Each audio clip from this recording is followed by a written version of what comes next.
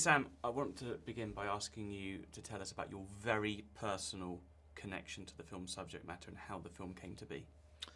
Yeah, my personal connection is I read it on the back of a matchbox. No, I'm kidding. Sorry.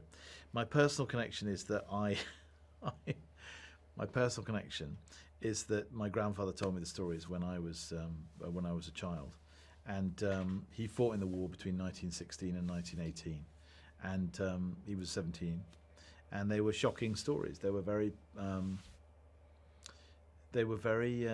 particularly notable for not being about heroism and bravery, but being more about how lucky he was to be alive, and luck and chance and coincidence.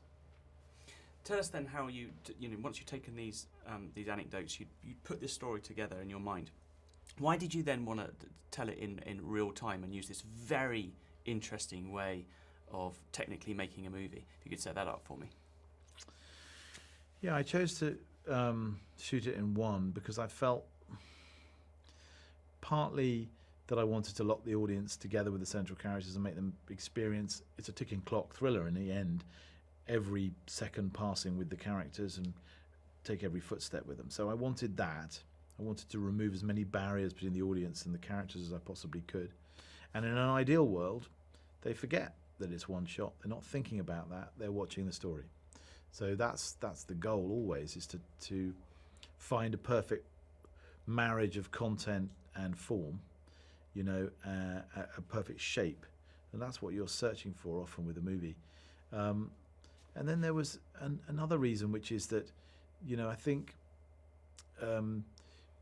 you, as a filmmaker, you fall very quickly into a kind of repetitive pattern in terms of shooting coverage and the way that you edit and the way everything falls together.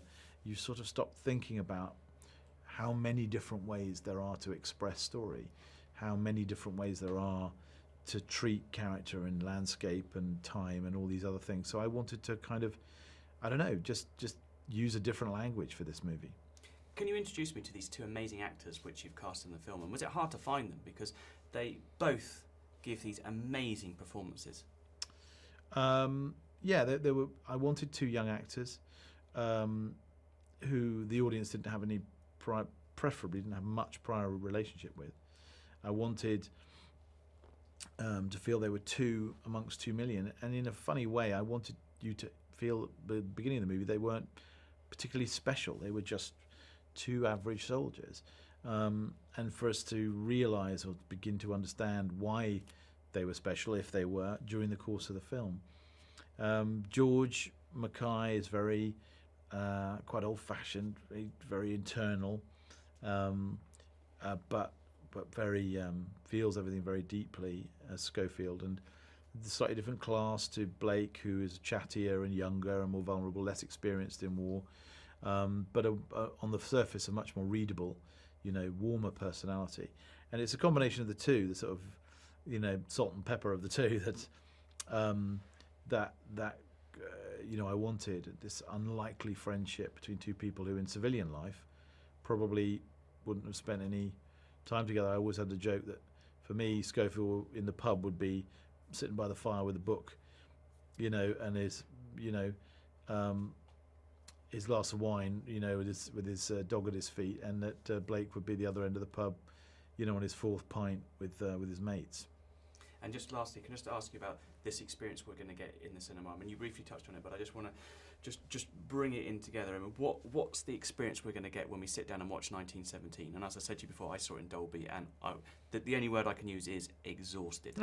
Okay. I'm sorry about that. No, in a fantastic way. Yeah. I want to, we've created an experience. We've created something that I think is designed to be seen on a big screen, and I hope people go and see it on a big screen. We've used all the tools available to you as a contemporary filmmaker to make it feel like something experiential, something immersive. And I don't just mean image, I mean sound and music and everything else. And you don't ever want to be able to sum up your movie in a single phrase, otherwise you'd write, it's not a delivery of a message as a film, or it's not a history lesson, it's not it's not, you don't need to know anything about the First World War to enter this world and be taken on this ride. And I think perhaps if you come out feeling like you understand a little bit more about what these men went through, about what happens to human beings in war when they're stripped to their essence and stripped of social class and all the things that the world gives them, they just right down to the bare bones of what it means to be a brother or a friend or want to go home. Hopefully it makes people think about those things as a universal truth rather than just war.